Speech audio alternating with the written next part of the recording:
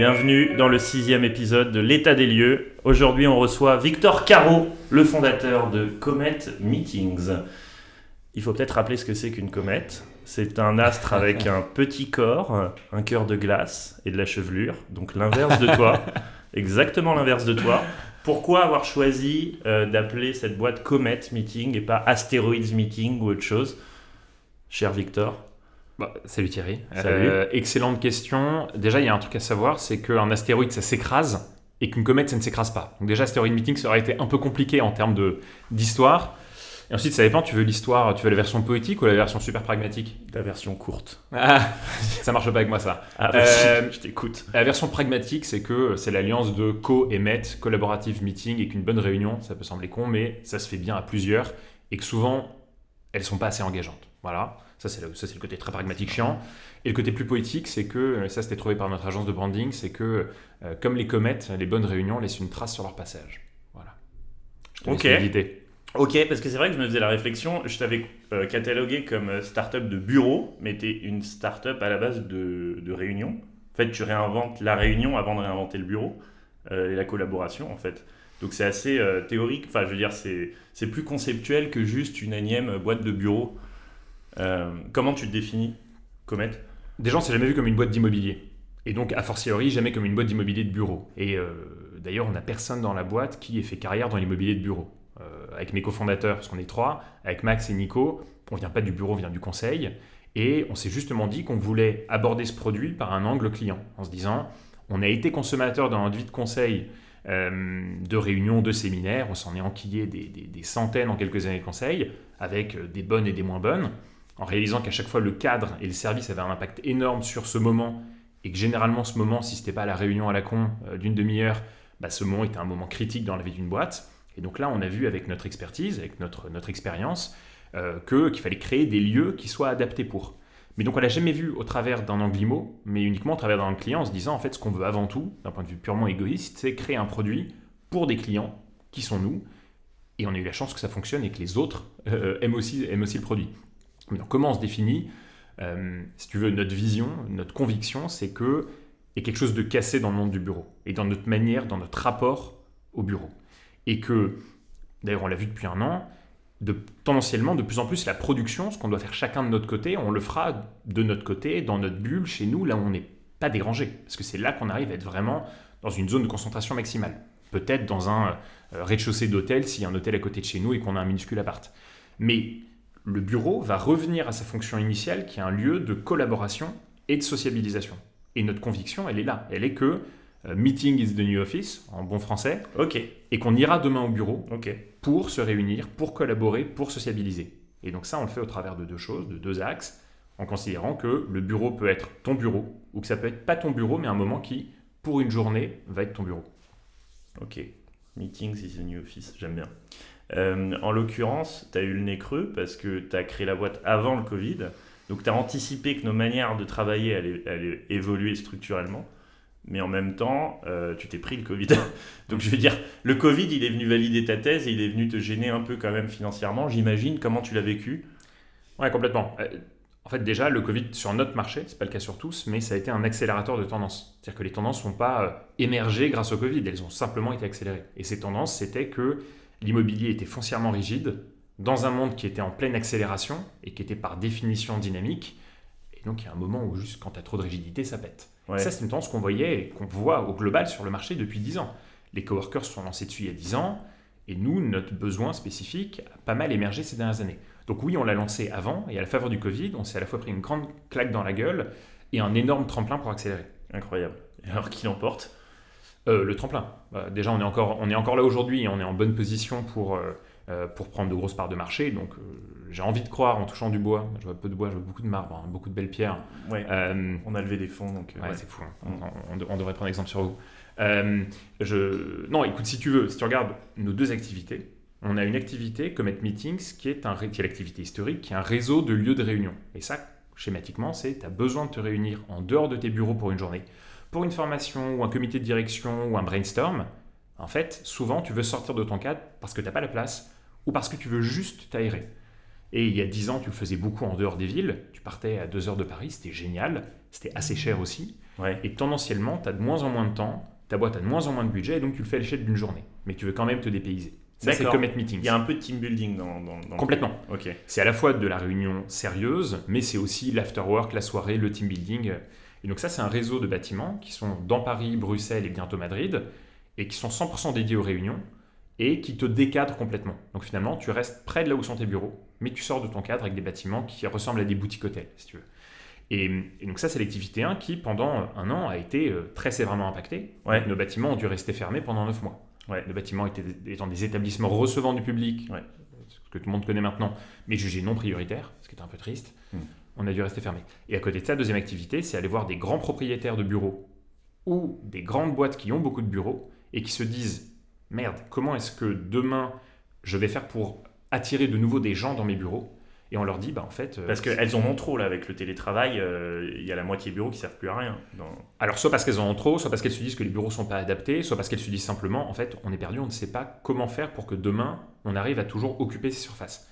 Et donc, nous, ce qu'on leur dit, c'est, vous devez amener, mais ça, c'est une conviction partagée par le marché depuis des années, vous devez amener plus de services pour les employés, pour le mec vraiment qui va venir au quotidien, et plus de flexibilité pour les boîtes, parce que dans ce monde de rigidité, vous devez accompagner les mutations.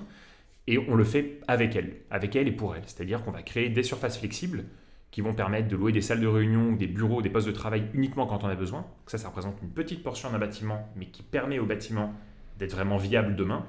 Et comment on amène du service pour faire que les bureaux ressemblent à ceux de Google et donnent vraiment envie à tout le monde d'y retourner. Ça marche. Et vous, vos bureaux, chez Comet, c'est quoi ? Alors, on a nos bâtiments dans lesquels on adore faire des réunions. Et ensuite, on a un siège qui est Opéra. Et si tu veux, c'est un siège qui va faire start-up. Hein. Donc on a peut-être mis un peu moins de budget qu'ici, mais on a des bureaux qui sont super chouettes, où tu as plein d'espaces de collaboration, justement. Tu vois, on a un grand espace qui est le Plaza, qui est l'espace où tout le monde, si à un moment il a envie de sociabiliser, peut aller s'installer. D'accord. On pourra aller s'installer post-Covid. Plein de salles de réunion et des postes de travail. Mais tendanciellement, on aura de moins en moins de postes de travail et de plus en plus d'espaces de réunion. Et il n'y a pas que le télétravail qui impacte, qui accompagne votre idée, c'est aussi les changements de culture d'entreprise. C'est fini les gros offices de boîtes corpo super lourdes avec des gens cravatés partout en mode la défense. J'ai l'impression, moi je suis biaisé parce que j'évolue dans le monde des startups, mais j'ai l'impression que plus personne n'a envie de bosser dans un gros bâtiment Veolia à la défense.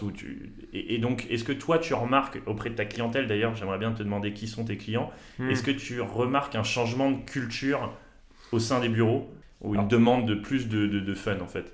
Ouais, et c'est intéressant, et d'ailleurs ça va être intéressant de regarder post-Covid si les hypothèses qu'on avait tous sur ce que veut la nouvelle génération seront effectivement retranscrites dans les faits. Nos clients, c'est qui ? C'est tout type de boîte, sauf de la start-up aujourd'hui. Ah ouais. En tout cas jusqu'à maintenant, et je pense que ça va changer, je te dirai pourquoi. C'est de la moyenne grande ou très grande entreprise, et tu as à la fois le comité de direction ou le niveau COMEX moins 3, 4, 5, 6. Et donc tu as à la fois du jeune qui est en jean, du moins jeune qui est en jean, ou du mec de tout âge en cravaté. Donc tu as de tout. Tu as de tout, et ces clients vont vraiment être là en se disant j'ai envie de changer de cadre. Et tu vas voir un groupe d'une maison de luxe qui va côtoyer un groupe en cravaté d'une grande banque ou un groupe au contraire en jean d'une banque aussi, dans un même espace. Ils ont chacun leur salle de réunion, mais ils vont partager l'espace commun. Et qu'est-ce qu'on voit comme tendance ? Nous, oui, on a tous plutôt envie, d'aller au bureau pour créer du lien, pour collaborer, mais aussi pour sentir dans un lieu qui soit en adéquation avec nous. Et ce qu'on voit aujourd'hui, c'est que c'est en train d'évoluer et que le besoin d'amener service dans le bureau, de se dire juste on va pas aller au bureau juste pour se mettre d'ailleurs derrière un bureau. C'est absurde de se dire qu'on appelle le bureau par l'élément mobilier derrière lequel tu es censé être presque prisonnier pendant ta journée. Donc c'est sûr que cette tendance, on est en train de la voir partout. Parce que on parle du bureau, donc on parle du travail. Le vieux cliché, c'est de raconter la racine latine de travail que tu dois connaître, qui est tripalium. Tripalium qui veut dire la torture en latin, je ne sais pas si tu savais. Non, je savais pas. Et en fait, on l'oppose à une autre définition qui est l'otium, qui est le loisir. Et donc les latins opposaient la torture du travail au loisir. Et j'ai l'impression qu'aujourd'hui, on essaye de rendre le tripalium un peu plus otium. C'est ma version intello, de ma lecture de ce que tu fais. Mais je crois que c'est ça. Je crois que les gens n'en peuvent plus de se prendre des open space à la défense, etc. Ils veulent du fun, quoi. Et ça augmente la productivité. Ouais, et c'est un grand sujet. Déjà, je pense que moi je partage ton avis, mais je pense que tout le monde ne le partage pas. L'autre jour, j'avais une discussion marrante sur LinkedIn avec quelqu'un qui avait répondu à un article où je parlais de production, collaboration, sociabilisation, qui sont un peu les 3 briques de ce qui définit ce qu'est le bureau et ce à quoi il sert. Et qui me disait en fait, moi je ne pense pas que le bureau soit un endroit où tu ailles pour créer du lien.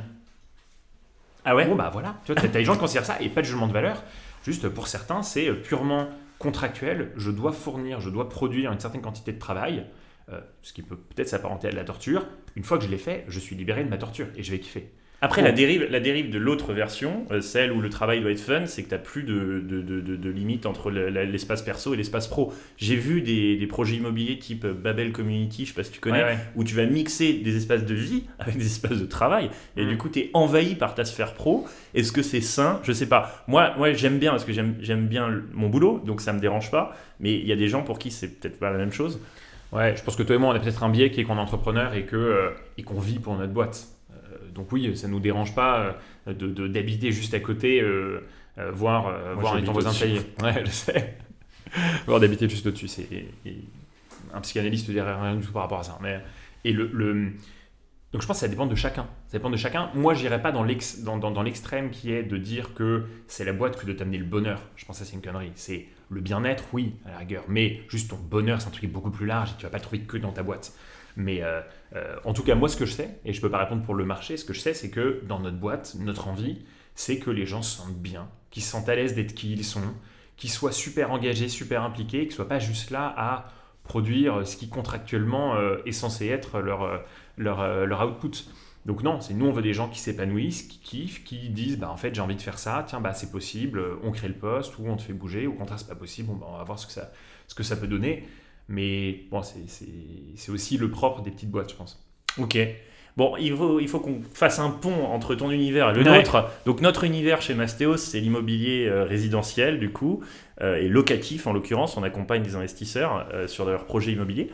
Est-ce que tu penses que ton activité peut avoir un impact sur les prix du résidentiel?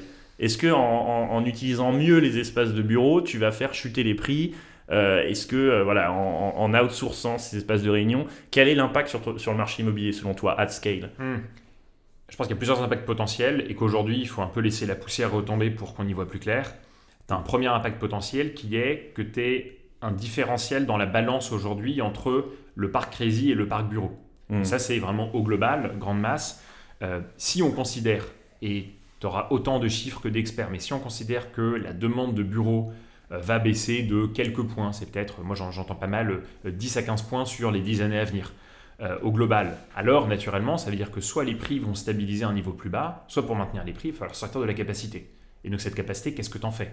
Suivant les endroits, tu en feras peut-être du retail, tu en feras peut-être des salles d'escalade, tu en feras peut-être du logement. Tu peux faire des changements de destination et faire de l'arbitrage bureau-logement, c'est très à la mode. Effectivement. Et d'ailleurs, il y a tout un tas de foncières qui sont en train de définir des strates là-dessus, en se disant juste c'est un play bureau-logement. Donc ça, c'est un premier impact que ça peut avoir, mais qui sera un impact très très différent suivant les zones. Là, par exemple, des zones comme le centre de Paris, le fameux quartier central des affaires, il y a peu de chances, j'imagine, que les prix durablement baissent et que l'offre évolue, parce que finalement, la boîte qui avait 100 unités de surface à Opéra et qui n'a envie d'en avoir plus que 70, en fait, les 30 seront compensés par une boîte qui avant n'avait pas la possibilité d'y aller et qui réduira ses surfaces elle-même et donc peut-être augmentera son budget par mètre carré. Donc, mon hypothèse, mais je suis loin d'être devin, c'est ça. Il y a un autre impact, un deuxième impact, qui est peut-être un impact géographique. C'est que si le télétravail se stabilise à 1, 2 jours, peut-être 3 jours pour certaines boîtes par semaine, alors ça veut dire qu'on aura tous la possibilité de faire notre tâche de production, parce que je pense vraiment que la production, on la fera tendanciellement plus chez nous. Faire la production dans un lieu qui nous fasse kiffer, où on ait plus d'espace et où on n'est pas un petit appartement parisien, mais où on est peut-être une grande maison dans le Vexin. Donc là-dessus, ça va aussi avoir un impact certainement à la maille géographique sur, même indépendamment du côté offre et demande qui pourrait se rééquilibrer, sur le fait que, juste si moi j'ai 5 jours de ma semaine à foutre quelque part, peut-être que je ne les foutrais plus à Paris, mais je les foutrais dans le Vexin. D'accord, parce que nous on voit ce mouvement sur le marché résidentiel avec la plupart des Parisiens qui suite au confinement, ont changé leur mindset vis-à-vis de la province, acceptent de plus en plus d'aller y habiter pour y travailler. On a des flux d'investissement qui sont de plus en plus en notre faveur parce que nous, on pousse la province dans nos investissements locatifs. Donc tu penses que ces flux de Paris vers la province, dans le résidentiel, on va les retrouver dans le bureau également? Alors tu vas pouvoir proposer des choses... Alors, moi je dirais que c'est plutôt une conséquence. Je pense que c'est plutôt la conséquence du fait que tu es à l'échelle d'une entreprise donnée, que tu aies une réduction des surfaces IMO, de bureaux, va avoir un impact sur l'envie des équipes de s'éloigner du centre. Et je ne pense pas pour autant que ça crée des surfaces de bureaux dans des villes où il y avait un tissu tertiaire qui était moyen. Je pense plus que, d'ailleurs, ces deux éléments sont un peu en opposition. Le fait de te dire que l'offre de bureaux va peut-être être réduite au profit du logement, ça pourrait donner l'impression que dans certaines villes très tertiarisées aujourd'hui, les prix du résidentiel baisseraient. Et à côté de ça, tu peux avoir l'impression que c'est une logique un peu inverse, de se dire oui, mais on va avoir la possibilité peut-être de ne plus être locataire, mais d'être davantage propriétaire. C'est pour ça que je pense que vous êtes en plein dans l'air du temps, mais d'être propriétaire ailleurs. Donc tu vois, est-ce que la tendance, c'est finalement à l'échelle des villes très tertiarisées, un résidentiel dont les prix stagneraient ou baisseraient? Peut-être, mais j'entends plein de voix qui expliquent très intelligemment pourquoi ce ne serait pas le cas, et peut-être dans des villes qui étaient un peu moins prisées, un renchérissement du prix du mètre carré. D'accord, ok. Donc c'est un peu flou l'impact sur les prix immobiliers, mais ça va bouger, quoi. Il faut parier sur la vol, quoi. Ouais, je pense juste un truc, c'est qu'il faut faire attention aussi à... Tu connais la courbe de Gartner sur le hype? Non. La courbe du hype, c'est une courbe qui te dit que dès que tu as une rupture un peu massive, tu passes par 4 phases. Je te fais super courte, mais tu as la phase un peu de choc, tu as la phase où tu te dis « Waouh, ça va changer notre vie ». C'était un peu l'équivalent quand il y a 9 mois, on se disait « On n'ira plus au bureau, il n'y aura plus de bureau ». Puis, tu as le comment ça s'appelle, le désert des désillusions, je ne sais plus quoi, qui en fait, où tu te dis « En fait, non, on va revenir à la normale et donc tu es blasé ». Et ensuite, tu as les phases de réalité où progressivement, tu vas converger vers un point un peu médian. D'accord. Donc aujourd'hui, on est en plein là-dedans, donc c'est très dur de savoir où on va aller. Mais probablement, il va y avoir une tendance malgré tout. Donc il ne faut pas partir dans les extrêmes avec la désertification des bureaux. On ne va pas se retrouver sans bureaux non plus, mais on va juste mieux utiliser les surfaces commerciales. Moi, je suis convaincu qu'on aura plus que jamais besoin de bureaux, mais c'est juste qu'il faudra arrêter de faire du bureau à l'ancienne. Il faudra du bureau qui soit un vrai lieu de sociabilisation et de réunion. D'accord. Le bureau en tant qu'investissement locatif, là je vends ma salade, t'en penses quoi? Est-ce que déjà toi, tu as déjà fait un investissement locatif? Et si tu n'en as pas fait, est-ce que tu te verrais faire du bureau comme investissement locatif à titre perso? J'en ai jamais fait. Jamais fait d'investissement locatif. J'ai acheté ma résidence principale. Je me vois faire de l'investissement locatif. Je ne sais pas si je le ferai aujourd'hui dans le bureau. Parce que tu sais que ça peut être un investissement locatif. Dire au lieu de louer une coloc, je vais louer un espace de bureau. On en a déjà fait chez Mastéos. Ça a une certaine rentabilité. Tu ne subis pas d'encadrement particulier de loyer, etc. Ton brut, c'est quasiment ton net. Enfin, il y a pas mal de choses intéressantes sur ce produit. Je pense que ça a beaucoup de sens. Ce que les entrepreneurs m'ont toujours dit, c'est le plus smart, c'est d'acheter tes propres bureaux et ensuite de trouver un deal pour que l'entreprise soit gagnante, quoi, et que toi, tu sois également gagnant. Donc peut-être c'est la première chose que je ferais, mais aujourd'hui, c'est pas du tout au goût du jour. Et ensuite, en investissement locatif, je ferais peut-être plutôt du rési malgré tout que du bureau, juste le temps, encore une fois, que la poussière retombe, parce que j'ai l'impression qu'il y a un peu moins de poussière dans l'air sur le rési que sur le bureau. Les comètes génèrent beaucoup de poussière. Beaucoup de poussière, mais c'est une poussière qui est créatrice. C'est un peu comme il y a 5000 ans lorsque Mastéos... Oui, c'est une pierre ça qu'on a retrouvée dans les fouilles d'un archéologue dans le Péloponnèse, et on l'a ressortie telle quelle. Mais c'est tellement prisé que vous avez dû la payer extrêmement cher. À l'archéologue, ouais. Mais on avait fait une levée de fonds. Vous aussi, vous avez fait une levée de fonds d'ailleurs. On est d'accord que 50%, c'était pour ça. C'était pour faire un peu moins, des morceaux de pierre et des jeter du marbre. Il n'y a pas eu tant de gabegie que ça. Tu connais ce mot, gabegie? Je connais, mais que chez les autres.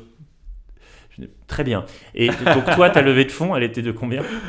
On a fait 3 levées de fonds en tout. La dernière était de 30 millions en septembre dernier, justement en plein dans le Covid. Tu vois, c'est là qu'on a dit à nos investisseurs, et les historiques et les nouveaux qui ont investi, dont certains que tu connais bien, on leur a dit, en fait, voilà, oui, le marché historique, Comet Meetings et les réseaux de bâtiments de réunion sont aujourd'hui fermés, donc pas le meilleur moment pour investir. Mais à côté de ça, on est convaincu que ce mouvement qui devait s'effectuer, cette révolution qui devait se faire sur le marché du bureau, elle est maintenant. Et là-dessus, notre activité est parfaitement positionnée pour y répondre, parce que des boîtes se diront, je rends mes bureaux, ou je réduis mes bureaux, et je vais encore plus utiliser des salles de réunion à la demande chez Comet une fois de temps en temps, ou parce que certaines boîtes se diront, je vais garder mes bureaux, mais j'ai vraiment besoin, pour être légitime vis-à-vis de mon équipe et de lui dire, tu reviens 4 jours par semaine au bureau, d'en faire un lieu ouf, et de le flexibiliser un peu. Et ça, c'est aussi notre activité. D'accord, donc en fait, tu proposes des bureaux, des lieux de réunion externes, mais tu proposes aussi d'aller voir les gens et de leur dire vos bureaux sont vraiment ennuyeux, on va les pimper un peu, quoi. C'est ça? C'est ces deux activités-là. Nous, on est agnostique sur le fait que le marché du bureau évolue vers plus de bureaux ou moins de bureaux. Parce que s'il y a moins de bureaux, ça veut dire que les boîtes vont avoir des équipes qui tendanciellement se verront de moins en moins et auront besoin encore plus fréquemment de se voir de temps en temps pour se réunir, pour recréer du lien et pour collaborer. Parce que tu fais des trucs très bien sur Zoom, mais tu fais clairement pas tout sur Zoom. Donc, s'il y a moins de bureaux, fine. Typiquement, on a des startups en ce moment, c'est pour ça qu'elles deviennent clientes, qui nous disent « je rends mes bureaux, mais je vais prendre un abonnement chez vous pendant l'année qui vient, une salle de réunion toutes les 2 semaines. » Donc ça, on voit les prémices de cette tendance. Ou bien de l'autre côté, des boîtes qui se disent « je garde mes bureaux, j'y crois dur comme fer, parce que c'est un vrai statement managérial aussi de te dire que tu veux tes équipes au bureau. » Et là, par conséquent, on les accompagne en disant « ok, mais il va falloir que vous en fassiez un vrai lieu d'attraction et un vrai lieu pour collaborer. » Et on va vous aider à ça. Ouais. Ok. Vous avez écrit, il me semble, un guide sur la réunion parfaite, c'est ça? Est-ce que tu peux nous en parler? Ouais, sur la réunion réussie, c'est comment arrêter de rater ses réunions. Ouais. Déjà, on est convaincu, c'est pas parce qu'on vend des lieux de réunion, c'est pas pour autant qu'on n'est pas convaincu que la réunionite est un vrai problème. Et je suis archi convaincu qu'au moins un quart ou la moitié de nos réunions, des réunions globales qu'on fait tous, pourraient ne pas avoir lieu. Donc, notre conviction, elle est qu'il faut arrêter de se réunir trop, mais qu'il faut se réunir mieux. Et donc là-dessus, on s'est dit, pour aider tout le monde, et à commencer par nos clients à le faire, on va partager les 60 conseils qu'on a identifiés à la fois par notre expérience. 60. Ah ouais. 60 conseils que tu peux lire si tu lis que les titres en 60 secondes et qui vont changer ta life et la vie de tes collaborateurs, tes boss, de tout le monde. Et donc ce qu'on dit avec ces 60 conseils, c'est qu'on a regardé, nous, dans notre empirique, ce qui faisait une bonne réunion ou au contraire une réunion ratée, ce que les entrepreneurs les plus en vue font, tu vois, les Bezos, Musk et autres, et ce que les entreprises qui fonctionnent vraiment bien, les Google, Apple, certaines maisons LVMH, font également. Et donc on a condensé ça dans un petit bouquin qu'on a offert à tout le monde, qui s'appelle la Cométhode, la méthode Comet. On n'a pas été super créatif là-dessus, mais on n'a pas trouvé mieux. C'est pas mal. Et c'est 60 conseils pour arrêter de rater tes réunions, et commencer par le premier conseil. Tu veux deviner ce que c'est ou pas? Ne pas en faire? Ouais. C'est demande-toi, c'est stop, devez-vous vraiment vous réunir? Commence par poser cette question et te demander si tu as besoin d'une réunion, si oui, si elle est synchrone ou asynchrone, si elle doit être en physique ou en distanciel. Et déjà, tu vas gagner beaucoup de temps. Et lorsque tu réalises que c'est une réunion qui doit avoir lieu en présentiel avec ton équipe, alors tu as les 59 autres conseils. Et les 2 autres conseils? Les 2 autres? Le top 3. Le top 3, écoute, t'as ceux qui sont sérieux et ceux qui sont un peu plus marrants. Les sérieux, ça va être juste si tu n'envoies pas d'ordre du jour en avance, et même idéalement si tu n'envoies pas un pré-read, déjà tu as perdu une partie de la productivité. Parce que tu envoies un pré-read, tu envoies les sujets, déjà tout le monde va inconsciemment, en background, se mettre à réfléchir au sujet. Ça, tu vois, c'est un conseil qui est un conseil vraiment absolument, absolument clé. Un autre conseil, c'est tu prends toujours les 15 à 20% derniers 15-20% de ta réunion pour faire une conclusion, un wrap-up et te demander ok, qu'est-ce qu'on s'est dit et qui fait quoi pour quand. Et c'est con, mais tu vois, en conseil, on me disait la moitié des réunions n'ont pas de prochaines étapes et donc la moitié des réunions n'a servi à rien. Ouais. Et c'est vrai, tu vois, donc il y a des conseils comme ça. Il y a aussi des conseils un peu plus marrants, typiquement. Si tu es en pleine réunion et que tu réalises qu'en fait, tu n'as plus rien à y foutre, et juste tu pars, quoi. Carrément. Apprendre à partir. Apprendre à partir. Ouais. Et apprendre à ne pas mal le prendre lorsque quelqu'un quitte ta réunion, parce que juste, il n'a plus rien à y faire. Alors, on peut conclure sur ton expérience d'entrepreneur. On a pas mal d'entrepreneurs qui regardent le podcast. Et vous êtes une des grandes réussites, en tout cas dans la PropTech et dans l'entrepreneuriat en général. Est-ce que tu peux parler de ton aventure d'entrepreneur? Peut-être un tout petit peu sur ton background pour conclure et comment tu vis ton aventure d'entrepreneur? Background, école de commerce et conseil en strat, mais en sachant pertinemment que je voulais absolument pas faire ça ad vitam aeternam et que c'était un master plus que c'était plus que c'était mon métier. Parce que tu es un artiste à la base. Ah, je suis pas du tout un artiste à la base. Conseil. C'est original, hein. Oui. Non, mais je suis rentré en sachant pertinemment que je voulais partir au bout de 2-3 ans et avec l'un de mes meilleurs potes, Sad, qui était aussi en conseil, qui s'est aussi cassé monter sa boîte. On s'était mis un rappel tous les 1er janvier des 5 années suivantes en se disant, on l'a fait sur notre petit BlackBerry en disant est-ce que tu es encore en conseil? Si oui, qu'est-ce que tu fous? Et bref, au bout d'un moment, on s'est dit allez, c'est la 3e, on part. Et retour sur l'aventure entrepreneuriale, on est 3. On est 3 à avoir monté la boîte avec Max et Nico. C'est marrant parce que sur le papier, on a exactement le même profil. On a tous les 3 fait une école de commerce ou d'ingénieur. On a tous les 3 fait du conseil en strat. Et en fait, on est super différents. Et donc, je pense que le point central, c'est ça, c'est trouver des gens avec qui tu es très complémentaire, même si tu auras du mal à le réaliser au début. Réaliser cette complémentarité. 3, c'est un bon chiffre, parce que tu peux jamais avoir une situation de blocage, même si ça marche très bien aussi à 1, 2 ou 4. Au-dessus, ça commence à faire beaucoup quand même. Et on a chacun mis vraiment notre âme dans la boîte, ce qui fait qu'aujourd'hui, on a des gens super différents dans la boîte, mais qui sont tous devenus très potes. Parce qu'en fait, il n'y a pas un profil type, il n'y a pas le profil. Alors attends, il faut que tu aies fait HEC et machin. Non, on s'en fout ça. Et donc, il y a des profils absurdes. Il y a des mecs qui faisaient l'humanitaire avant, d'autres qui étaient entrepreneurs, d'autres qui étaient artistes. On a de tout. Et voilà, qu'est-ce que tu veux savoir ? Vous êtes combien dans la boîte ? On est 100 là, un peu moins de 100. On est un peu moins de 100. Je pense qu'on sera au-dessus de 120 en fin d'année, au-dessus de 120 ou 130 en fin d'année. Et voilà, et on a des métiers super différents. On a des métiers qui sont plutôt de l'hôtellerie, des métiers créa, des métiers financiers, des métiers de développement, tech, voilà tout. Voilà, on se ressemble un peu, on est 120 aussi. Voilà, on va faire la même... Vous êtes plus que nous alors ? Ouais, nous on est plus people intensive parce qu'on a des ouvriers, etc. C'est quoi pour toi l'objectif ultime pour Comet ? C'est ton ambition, c'est d'en faire une licorne, c'est de capter tout le marché du bureau, c'est quoi ?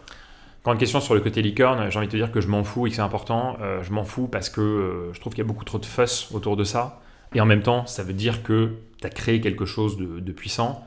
Moi, mon objectif, c'est qu'à l'échelle de notre marché du bureau, qui est un marché colossal, qu'on arrive à impulser un changement. Et si on arrive à le faire, je pourrais te dire, alors c'est d'être leader européen sur les lieux de réunion et d'être un acteur incontournable à l'échelle de l'Europe aussi sur les services pour les propriétaires. Ça, c'est la version qui est juste sur une slide et à laquelle je crois aussi. Mais si on arrive à faire bouger le bureau et qu'on arrive à faire en sorte que Meeting is the New Office soit vraiment compris et accepté par tous et qu'on soit vu comme étant ce qu'on est aujourd'hui, la référence du meeting en ville cool, je pense qu'on aura réussi. Ok, très clair. Si tu devais faire un investissement locatif, toi, à titre perso, ça serait quoi et ça serait où ? Et avec qui ? Ce serait quoi ?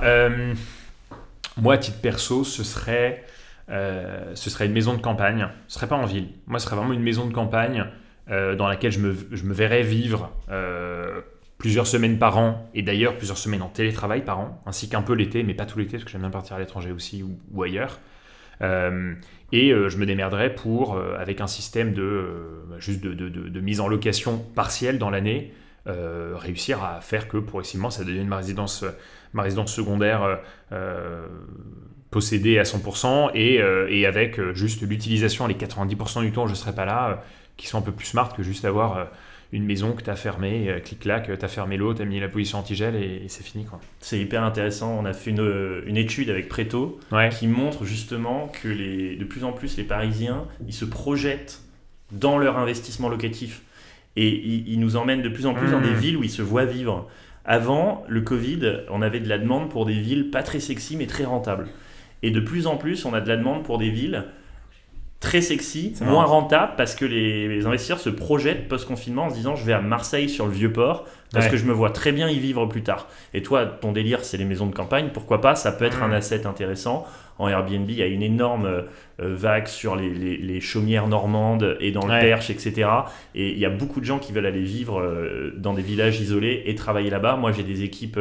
J'ai pas mal de gens dans mon équipe qui sont dans des petits villages isolés, qui sont sur Zoom, qui sont vraiment à la pointe de la tech, mais qui vivent entre trois vaches, quoi. Mais ça a vachement de sens. En fait, c'est parce qu'on réalise que, étant donné que le monde du bureau, et en fait, tu vois que plein de choses sont liées à ce monde du bureau qui est en pleine évolution, et évolution qu'on veut accélérer, mais vu que le monde du bureau va progressivement gagner en flexibilité, perdre en rigidité, ça veut dire que tu pourras aussi passer plus de temps à bosser dans un lieu que t'aimes et qui ne soit pas ton appart à Paris, ton petit appart à Paris, et donc tu réalises qu'il y a rendement économique et il y a rendement kiff, et que c'est le rendement global que tu veux regarder. Moi, je trouve ça vachement de sens. On va conclure sur cette très belle analyse de ta part. Merci à tous d'avoir écouté ce podcast. Merci à toi, Victor, d'être venu. Merci à toi, Thierry. Merci de dire merci. Et on vous retrouve au prochain avec Raphaël Villermé de chez Luco. N'hésitez pas à vous abonner et à liker. À bientôt.